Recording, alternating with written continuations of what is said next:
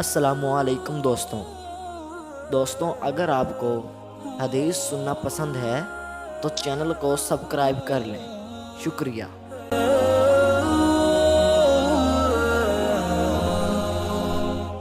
حضرت ابو ہریرہ رضی اللہ تعالی عنہ سے روایت ہے کہ ہم رسول اللہ صلی اللہ علیہ وسلم کے ساتھ تھے، اتنے میں ایک دھماکے کی آواز آئی۔ رسول اللہ صلی اللہ علیہ وسلم نے فرمایا، تم جانتے ہو یہ کیا ہے؟ ہم نے عرض کیا، اللہ اور اس کا رسول خوب جانتے ہیں۔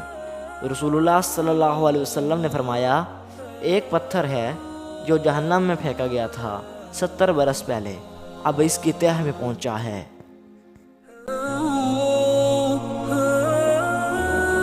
رسول اللہ صلی اللہ علیہ وسلم نے فرمایا، انسان کبیرہ گناہوں سے اجتناب کر رہا ہو تو 5 نمازیں ایک جمعہ سے دوسرے جمعے تک اور ایک رمضان دوسرے رمضان تک درمیان کے عرصے میں ہونے والے گناہوں کو مٹانے کا سبب ہے۔